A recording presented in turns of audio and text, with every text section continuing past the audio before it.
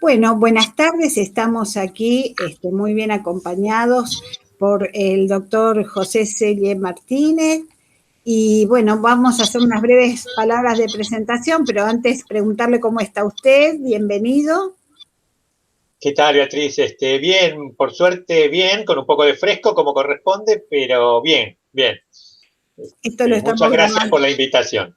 Hoy lo estamos grabando hoy, 17 de junio del año 2021. Y para dar inicio a esta charla, que se suma a un material que vamos a recopilar tanto en la página de la Junta de Estudios Históricos de Villa Lugano y Villa Riachuelo como en los canales de YouTube, vamos a presentar al doctor Selles Martínez, quien ha realizado una intensa labor como docente e investigador de la Universidad de Buenos Aires, siendo sus áreas de interés la geología estructural y la reología de los materiales geológicos, además de los problemas vinculados a la enseñanza de las ciencias.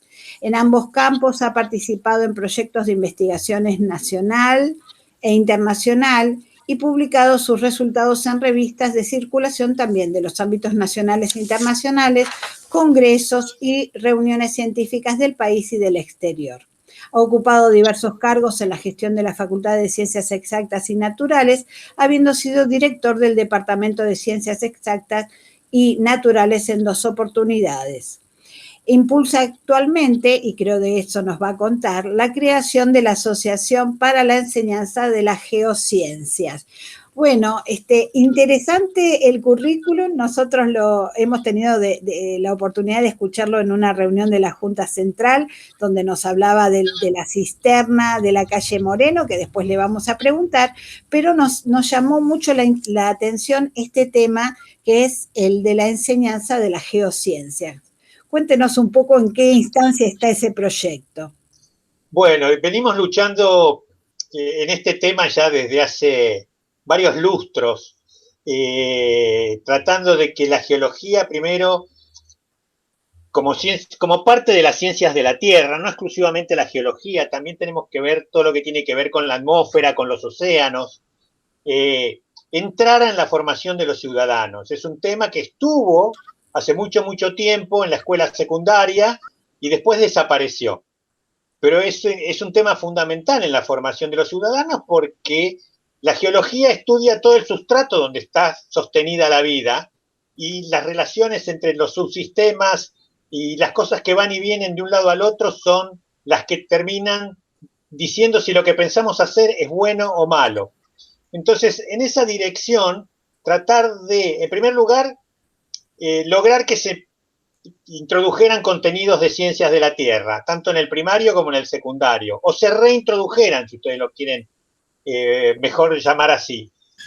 Bueno, un poco se fue logrando eso, se está trabajando, hay ya provincias que tienen algunos contenidos. Entonces, lo responsable es, bueno, logramos que estén los contenidos, ayudemos a quienes tienen que enseñarlos a conseguir materiales, estrategias, porque al no tener tradición, la gente no sabe dónde ir a buscar, qué me conviene leer, cómo puedo enseñar esto. Bueno, hay mucha gente que trabajó en eso y la idea de esta red que acabamos de crear tiene una semana de antigüedad, por eso todavía no se ha difundido. La propuesta es poner a disposición de todos los docentes los materiales, las estrategias, incluso realizar actividades de capacitación, viajes de campo. Pensemos que las ciencias de la Tierra se pueden hacer cosas en las ciudades, se pueden hacer cosas en los museos, se pueden hacer cosas a partir de datos que podemos sacar de internet. Pero estar parado arriba de una roca de verdad es la experiencia. En ese aspecto es como la medicina. Por más que leamos, estar en contacto con las personas físicas, con sus problemas, es el verdadero aprendizaje. Así que un poco la idea nuestra es esta, de brindar una plataforma donde todo el mundo pueda conectarse entre sí y el docente de Ushuaia, que se le ocurrió una idea buenísima, la pueda compartir con el de Misiones, por ejemplo. Sí, además, así que bien. Aparte nos permite conocernos un poco más, ¿no? A veces de eso se trata, no se cuida lo que no se conoce y a veces lo conocemos mal. Sin duda, exactamente. De Bueno, hecho, justamente yo hoy estaba grabando unas charlas sobre los porteños y el agua, y el tema que estábamos grabando hoy es justamente el de los arroyos de la ciudad de Buenos Aires. El 95% de la gente no sabe que había arroyos en la ciudad de Buenos Aires, porque están todos entubados. Y ustedes ahí tienen toda una historia súper interesante con el tema del Sildañez y toda su historia.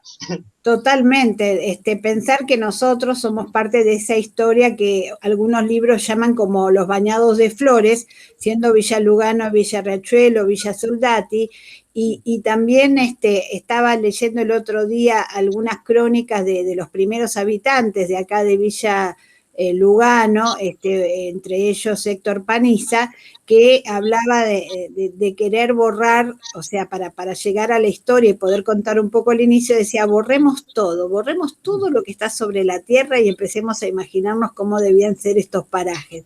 Y de alguna manera nos lleva a este lugar que usted nos plantea, de ahí nuestro interés también de vincular esta charla con este libro interactivo que se llama Guardianes de la Historia, y que de alguna manera en uno de sus capítulos, creo que va a ser el cuarto, plantea esto, un poco conocer más sobre lo que hay debajo de nuestros edificios, casas, los parques, muchos son productos de rellenados, bueno, ver un escenario muy distinto al que hoy tenemos, ¿no? Más remontándonos a que se han hallado recientemente, digamos entre el año 2014 y 2017, los hallazgos arqueológicos más antiguos de la ciudad en el Parque Rivera Sur.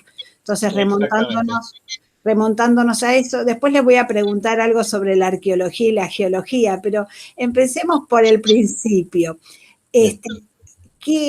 ¿Cómo definiríamos al geólogo? Y pensemos que estamos en el mes de junio y el 9 de junio fue el día del geólogo. ¿Cuál es el rol del geólogo? Un poco usted lo anticipó, pero redondeándolo para que los niños o adultos que lo escuchemos lo entendamos. Bueno, mientras yo hablo les voy a poner una imagen que tiene que ver con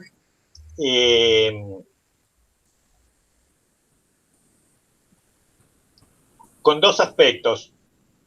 Uno que es el aspecto del geólogo como profesional y el otro que tiene que ver con el geólogo como investigador académico.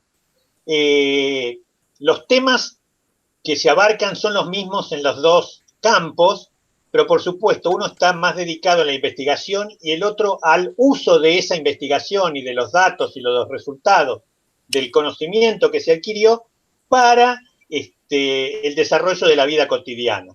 Cuando pensamos en qué trabaja un geólogo, bueno, en general lo asociamos inmediatamente con piedras. Sí, es cierto, el geólogo trabaja con rocas, pero también trabaja con las aguas subterráneas, con los estudios ambientales, con la búsqueda de recursos metalíferos, con la búsqueda de recursos energéticos. Es decir, el abanico es sumamente amplio y hoy en día, digamos que casi todas las disciplinas tienen que trabajar en equipo, porque si hay que hacer una obra de ingeniería, hay que hacer un estudio de los suelos, hay que hacer un estudio de las rocas sobre las que un embalse se va a apoyar, por ejemplo, o sobre los terrenos por los cuales va a discurrir una carretera. Todo eso exige un geólogo. Si yo estoy trabajando en la industria del petróleo, indudablemente que el que me va a decir dónde hay posibilidades de tener petróleo es un geólogo. Así que bueno, el espectro de trabajo es muy amplio y debo decir que yo no conozco geólogos que estén arrepentidos de haber estudiado geología.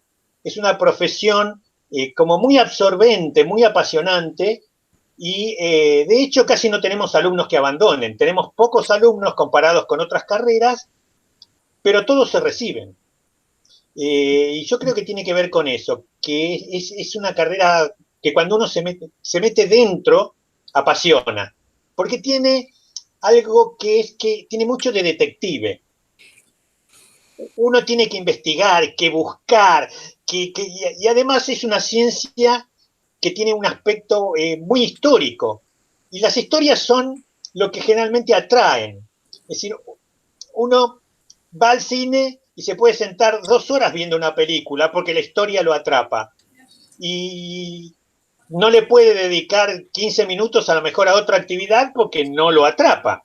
Entonces, el hecho de que uno está investigando y tratando de reconstruir, como los mismos historiadores hacen, a partir de fragmentos tratar de reconstruir una serie de hechos que después son interpretados en función de paradigmas, de criterios, y pueden ser modificados, pero esos hechos que uno puede ir a buscar es lo que, digamos, es el trabajo del geólogo en su parte más básica. Bueno, un poco esto estaba muy relacionado con otra pregunta que teníamos, que es la relación de la historia con la geología, ¿no es así? Exactamente, exactamente. Este factor de ciencia histórica que nos permite bucear en el pasado y reconstruir las cosas como fueron. Y yo creo que hay una cosa que es muy interesante en el sentido que nos une con los historiadores, que es la necesidad de tener documentos, directos o indirectos, pero documentos.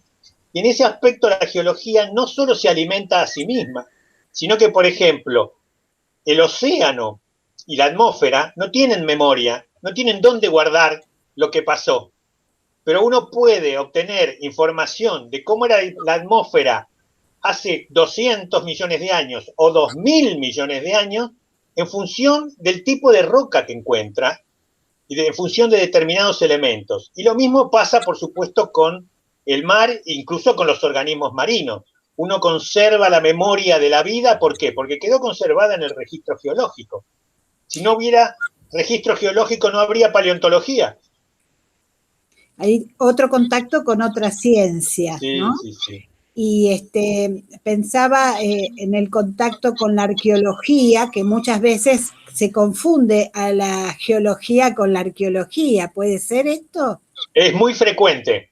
Es decir, cuando a uno le dicen, ¿usted qué estudió? Geología. Y si lo dice más rápido, dicen, ah, es teólogo. No, no, teólogo no, geólogo. Y si uno dice, ¿a qué se dedica? No, hago geología. Ah, qué bueno, ¿fue a las pirámides ya? Es muy clásico eso. Pero bueno, es el problema de que es una disciplina que no está divulgada. Y tan necesaria. Estaba pensando en esto que usted decía de los documentos, o sea, la historia y todas las ciencias necesitan, como toda ciencia, comprobar su veracidad y la confronta con otras, digamos, bueno, documentos o con otras huellas, digo yo, para decírselo sencillo a los chicos, con huellas que van dejándonos esas pistas que al detective le permite sacar las conclusiones. Y de alguna manera, ¿cómo podríamos decir que se vinculan las huellas?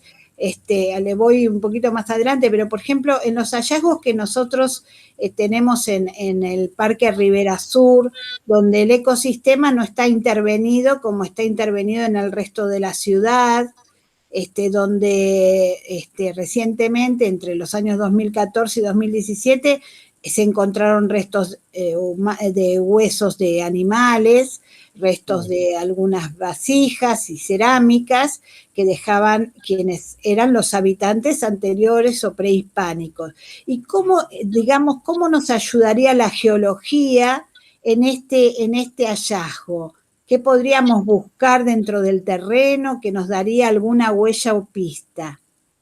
Bueno, digamos que dentro de lo que es el espectro de los elementos con los que trabaja el geólogo, esto es de lo más reciente que podemos trabajar. Es decir, son cosas que tienen apenas unos miles de años. O sea, es lo más joven para un geólogo. Es decir, es para los geólogos que trabajan lo que denominamos el cuaternario, lo más reciente.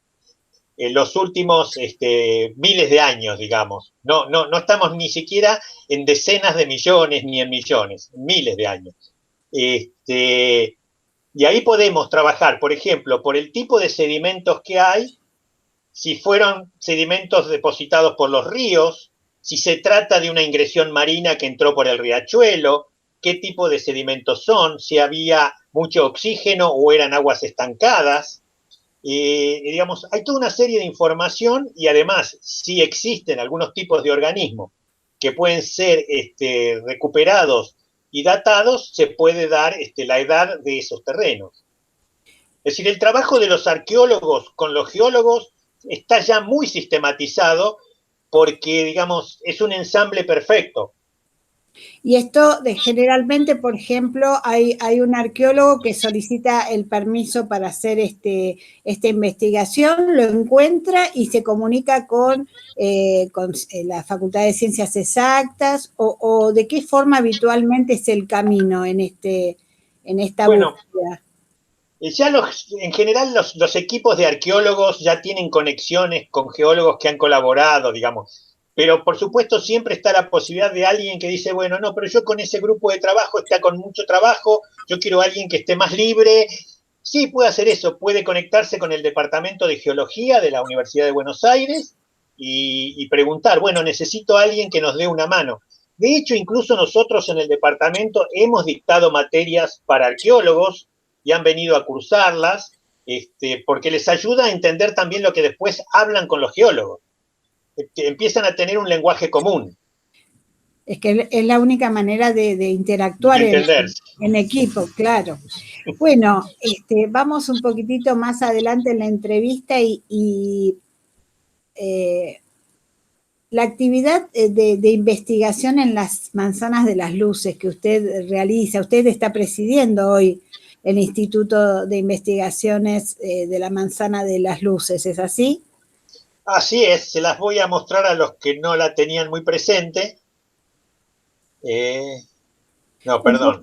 Para contarle también, mientras que usted va compartiendo, búsquelo tranquila, un No, poco los chicos cuando piensan en la manzana de las luces, la relacionan con las luces ficticias, pero tienen que ver con otra luz, ¿no es así? exactamente. El nombre de Manzana de las Luces, justamente este año cumple 200 años, y fue un nombre que se le puso en el diario El Argos en 1821. ¿Por qué? Porque era la manzana donde habían estado las instituciones educativas más importantes de la ciudad. El Colegio de los Jesuitas, estaba funcionando ahora allí algunas instituciones, museos, bibliotecas, iba a funcionar la legislatura de lo que era la provincia de Buenos Aires en ese momento, y ese nombre prendió, quedó, y digamos, con sucesivos altibajos en el tiempo, como pasa siempre, pero ahora está como muy incorporado para reconocer esa manzana, que en su momento fue la manzana jesuítica, como la manzana de las luces. Hacen una tarea estupenda porque además siempre usted está haciendo algunos pequeños documentales o grandes documentales, registran también en distinto material escrito. ¿Dónde lo pueden ubicar si los alumnos o los profesores quisieran ubicarlo? Exactamente, en este momento, digamos, estamos con las actividades, como se comprende, bastante interrumpidas, pero veníamos haciendo una serie de publicaciones, completamos en los últimos años con 8 números nuevos, una serie tradicional que era la de los cuadernos, con distintos temas que tienen que ver con la historia de la manzana y las instituciones que pasaron por la manzana, y lanzamos también otra serie que es la de en familia lo llamamos los PHL, que son personas, hechos y lugares en torno a la manzana de las luces, lo cual nos permite, con un criterio mucho más moderno, incorporar a la historia de la manzana lo que pasa a su alrededor. Pensemos que la manzana está a 100 metros del Cabildo y a 250 metros de la Casa de Gobierno. Lo que no pasaba en el Cabildo y en la Casa del Gobierno, pasaba en la Manzana de las Luces.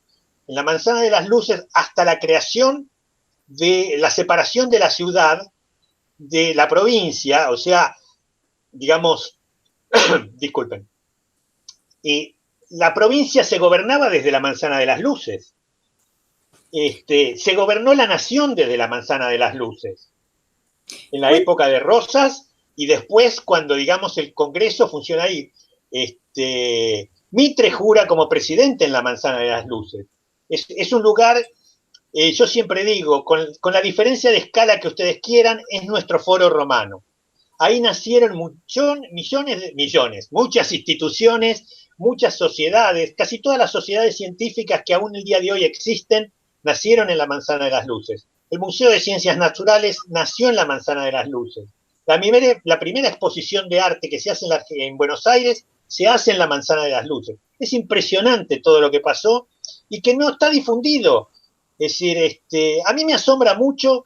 sobre todo en el hecho de la provincia de Buenos Aires. La provincia de Buenos Aires es como que olvidó su historia inicial, que es en Buenos Aires ciudad. La separación fue muy traumática, pero eso no da sentido a que se olviden de que nacieron como provincia estatizada después de la disolución del virreinato, dentro de la provincia de Buenos Aires, y en un lugar donde tendrían que estar todavía presentes. Interesante. Como claro, memoria me refiero. Es que saber que fuimos parte nacimos de un mismo lugar, también nos acerca y de alguna manera elimina esas fricciones que surgen por parte de toda esa historia posterior que, bueno, es un poco la importancia que tiene la historia, ¿no? Que nos permite de alguna manera poder desandarla y transformar el presente y el futuro, ¿no? Y ese es el objetivo. Y bueno, y dentro de esta manzana, a pocos metros, hay un hallazgo muy interesante que usted nos compartió en una reunión en la Junta Central. Sí. El subsuelo de la parte antigua de Buenos Aires es una caja de sorpresas, del cual muchas han desaparecido justamente para evitarse problemas. Es decir, la vieja red de túneles ha sido reducida a muy pocos tramos que se conservan justamente bajo la manzana, que desgraciadamente no son visitables porque son construcciones muy frágiles, simplemente se pueden ver, pero no se pueden recorrer, pero en los alrededores continuamente van apareciendo cosas.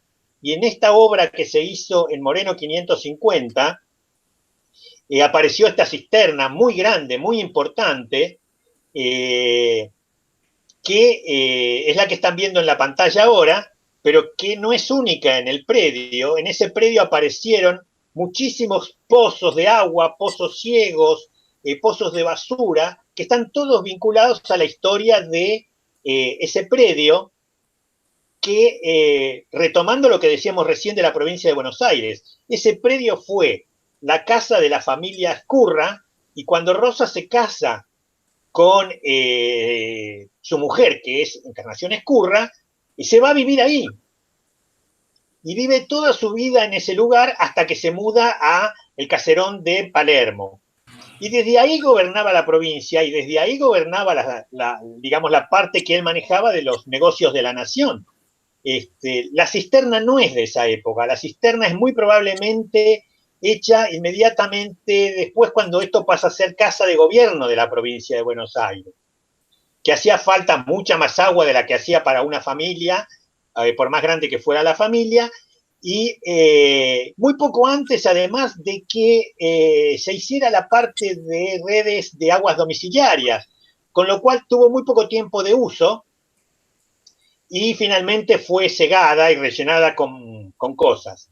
Lo que fue muy interesante para el trabajo arqueológico ahí es que las capas de basura estaban invertidas en el tiempo. Las cosas más nuevas estaban abajo de todo, lo cual quiere decir que cuando se hizo la obra de demolición de la casa original, de la casona de los Escurra, y se construyó, esto fue justo en el cambio de siglo XIX a siglo XX, y se construyó otra casa nueva con la parte delantera alta para la familia descendiente de los Escurra, abajo había comercios y toda la parte de atrás eran habitaciones de alquiler. Era un conventillo. En palabras de hoy en día, era un conventillo. Por supuesto, se hicieron toda una serie de obras y parece ser que en ese momento todo lo que se excavó iba a parar a los pozos que ya existían. Y por eso la secuencia está invertida. Y eso es un trabajo justamente maravilloso que hicieron el equipo de arqueólogos que dirige Anne Gareta, que es una doctora de la Universidad de La Plata. Hizo un trabajo maravilloso. Recuperaron 200 o 300 objetos casi completos y más de 3.000 fragmentos. Es decir, hay las cosas más inverosímiles, desde pelotitas de cuero de jugar al fútbol, bolitas de vidrio,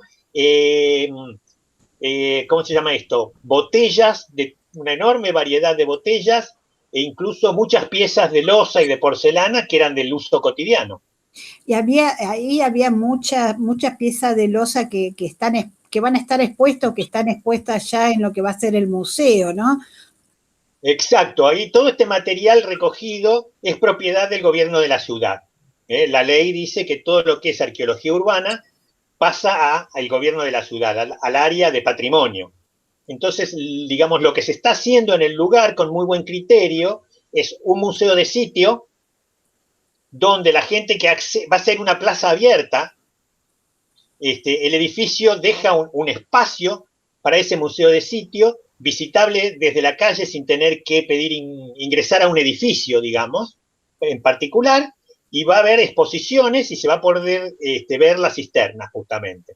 Y Me, ese me, material que se recogió se va a ir renovando y se va a ir viendo periódicamente. Me gustaba detenerme un poquito en todo esto que usted nos explicó, si a usted le parece, como para un poco hacer visible que muchas veces no se quiere denunciar el hallazgo de un patrimonio porque se cree que denunciándolo se va a impedir realizar una obra que está proyectada. Esto un poco lo que decía usted de este tema de los problemas, que muchas veces se ocultan para evitarse problemas, ¿no? Y Sí, y yo creo que esta obra en particular es un hecho bisagra, porque la gente va a empezar a ver algo que ya está ocurriendo en otros lugares de Montserrat y de San Telmo. Las obras antiguas subterráneas son un atractivo. Entonces ya está como organizándose una especie de circuito de patrimonio subterráneo. Algunas cosas son cisternas, otros son los restos del entubado de un arroyo, otras son los tramos de túneles que, vuelvo a insistir, no son visitables aún por los problemas de su seguridad. Y hay otros lugares que eran habitaciones subterráneas simplemente, pero que son interesantes porque todo tiene una historia para contar. Y si uno puede integrar eso en un circuito, es un éxito.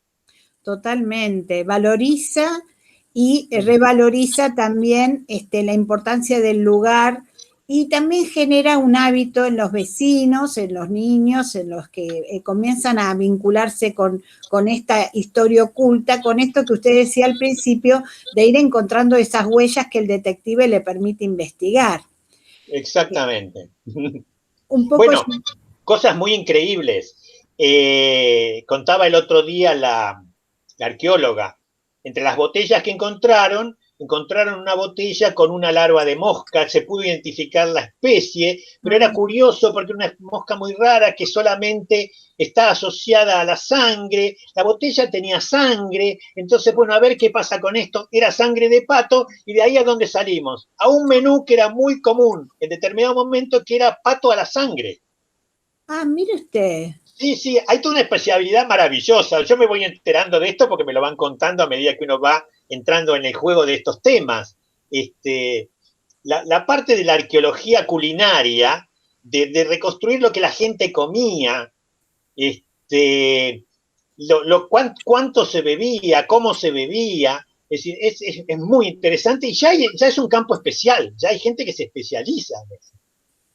En estos tiempos en los cuales hace muchos años me tocó ejercer como docente y nos decían que las generaciones a partir de 1980 y en adelante, más en los años 90, aprendían por secuencias rápidas, los procesos no estaban en la, digamos, en la retina de los alumnos hacer procesos, sino que tenían una forma de aprendizaje distinto. Y a mí me hace creer esto que usted dice, que de alguna manera podemos hacer un proceso en el cual enriquecer estos procesos de tanta agilidad mental que tienen los chicos para empezar a enseñarles a detenerse en el proceso, en el porqué de las cosas, de ir profundizándolas, porque a veces parecería ser que aprender las cosas de la superficie alcanza y a veces no es para nada suficiente. No, es más, yo soy totalmente convencido de que tendríamos que cambiar la educación en este sentido. Yo creo que tendría que haber menos profundidad en algunos temas, menos cantidad de temas, pero más trabajo de desarrollo de habilidades. Es decir, los alumnos tienen que aprender a buscar información, porque hoy en día hay muchísima información, pero hay que saber buscarla y segundo, hay que saber evaluarla. La información que está en Internet muchas veces es errónea. Uno tiene que aprender a buscar esos detalles que le dicen, bueno, pero este me está diciendo la verdad, dónde chequear, porque claro, esta moda de los blogs, la gente le gustó algo, copia y pega, copia y pega, copia y pega, y la misma noticia está en 25 lados. Pero si es falsa, es 25 veces falsa. Claro, Entonces, como los fake news, que todo el mundo se enoja, pero la realidad es porque también esta cuestión de la rapidez hace que uno quiera estar más en la primicia que en la realidad o en reconocer si esto es o no verdadero. Y hay un olfato que se forma solamente cuando uno aprende y estudia. Y a veces estudiar en lo que era antes enciclopedista, digamos, podía ser un ejercicio que generaba alguna habilidad, pero la realidad es que hoy, que hay tanto acceso a la información, creo, igual que usted, que es el desarrollo de las habilidades, el camino, ¿no? Para sin poder hacer duda, un aprendizaje. hay cosas que se tienen que aprender de memoria, no queda alternativa. Claro, Las tablas de multiplicar las sabemos que saber de memoria por más calculadoras que hayan, porque es más el tiempo que perdemos entre ir a buscar la calculadora que sacar la cuenta mental. Pero yo creo que, por ejemplo, los temas de historia, se acabaron las fechas y la cantidad de soldados que había en una batalla. Hay muchas cosas mucho más interesantes. Esa batalla, en qué contexto se dio, cómo pensaba la gente de un lado y cómo pensaba la del otro. Es decir, la mirada unilateral de la historia es terrorífica y la descontextualización de los hechos que pasaron a la historia, del contexto que no pasó a la historia, es penosa. también. Es decir, yo ahora estaba trabajando mucho con el tema de la pandemia, me enganché y me puse a hacer toda una historia de las epidemias a lo largo del tiempo y cómo fueron quedando registradas las causas, las consecuencias, lo que pasaba. Y es muy interesante porque muchos hechos históricos están muy influenciados por los problemas de la sanidad de los países donde se desarrollan, y cuando uno ve eso muy rápidamente y muy superficialmente, no lo vincula. Y sin embargo, digamos, si queremos saber qué nos va a pasar con las pandemias actuales, tenemos que saber cómo reaccionó la gente con las pandemias pasadas. Yo muchas veces, cuando la gente se queja ahora del tema pandemias y esto y lo otro y más allá, digo, bueno, pero miremos los lados positivos. Todavía no salimos de la pandemia y ya tenemos las vacunas. Antes de la pandemia se salía solamente con los muertos. Claro. En el siglo XIX hubo epidemias de las cuales a alguien de repente se le ocurrió decir que la culpa, por época de luchas clericales y anticlericales, la culpa la tienen los curas de esa iglesia que envenenaron la fuente de agua. E iban y mataban a los curas. Eso afortunadamente hoy en día no No existe. existe. Y no existe tampoco porque, digamos, la misma iglesia ha madurado mucho en eso. Había pasó con la epidemia de fiebre, la llamada fiebre española de principios del siglo XX, de hace un siglo exacto. Juntarse a rezar para pedir perdón, era lo peor que se podía hacer. Y si veamos que la iglesia en este momento reaccionó muy bien y dijo, señores, no hace falta estar en la misa, personalmente no hace falta amontonarse en la iglesia. Es decir, podemos llegar a Dios de otra manera, porque llegar de mala manera nos provoca un daño que a Dios tampoco le interesa que nos ocurra. Es así. Esa historia de que todo lo que nos pasa es por castigo divino, por suerte, está siendo revisada. Yo creo que es una etapa de mucha riqueza, pero también una etapa que demanda detenernos un poco en estos procesos que a través del estudio de las ciencias uno adquiere no solamente habilidades, sino una práctica en el acceso a la información que es extremadamente necesaria. Pero bueno, ahora vamos a otro capítulo que tiene más que ver con nuestra localía. Por lo cual, en principio, yo tomé contacto con usted, y es que en nuestro barrio hay un geólogo que dio nombre, en realidad lo tomaron de un barrio que era Almirante Brown, un barrio que era emblemático de la recuperación de las tierras a los bañados, y que se le ha puesto el nombre de Juan José Nájera, un geólogo. del cual usted me hizo llegar material y bueno, me interesaría que vayamos por esos lugares para compartirlos con quienes vean este material. Sin duda. Bueno, Nájera es un personaje muy particular porque además de ser un geólogo, es un geólogo muy preocupado por la educación. Genera mucho material para que sea utilizado por los docentes y muchas de sus obras están dedicadas a los profesores y a los estudiantes.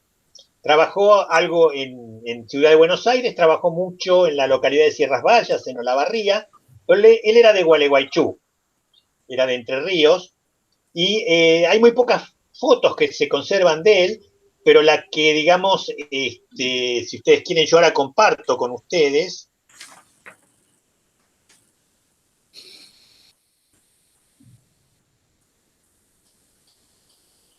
Creo que ahí sale. Sí. Ahí está saliendo, sí, es cierto, es, bueno, es una foto conocida, o por lo menos es la que se difunde. Sí, y a mí me hace mucha gracia esa foto porque tiene un mensaje total y absoluto.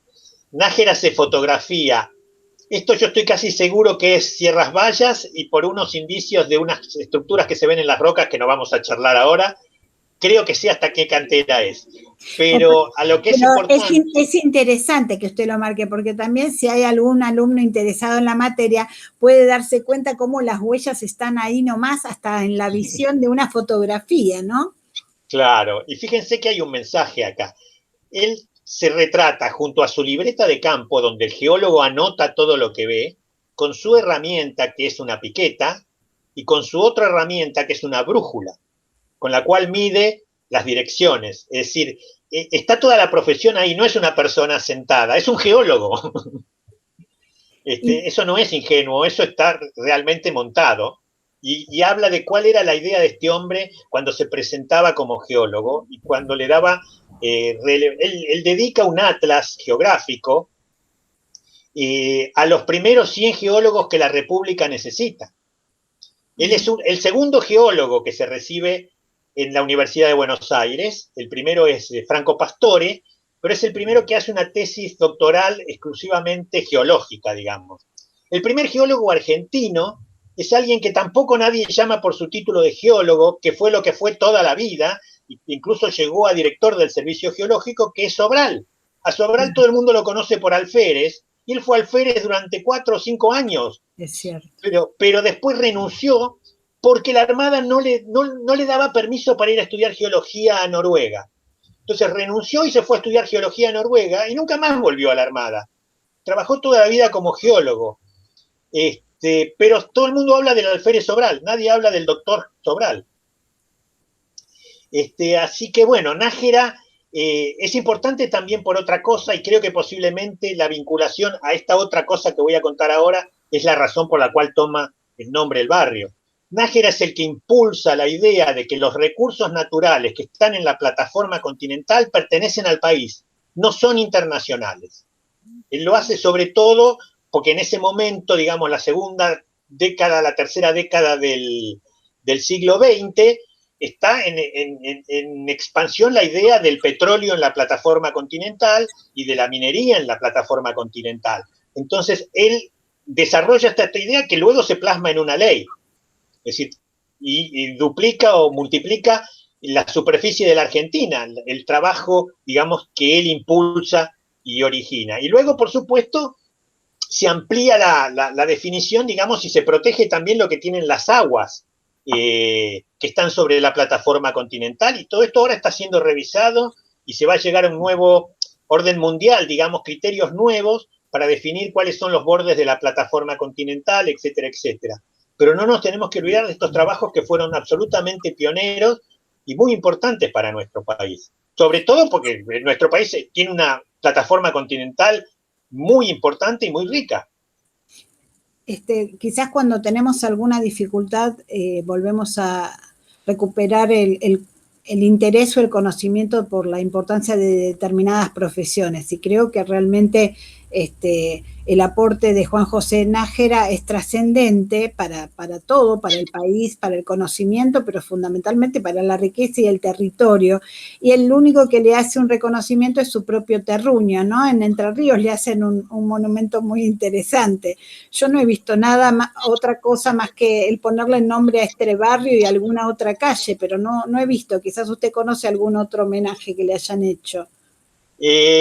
Bueno, sí, a ver, les voy a poner la imagen del monumento que usted menciona en Gualeguaychú, en su tierra natal, digamos. Es un interesante monumento, ¿no? Sí, sí, sí, con frases de él. Él tiene algunas frases muy interesantes y están grabadas en el monumento.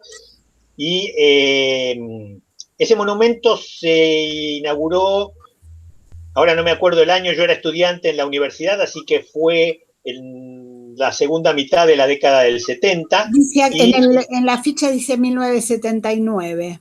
bien, justo.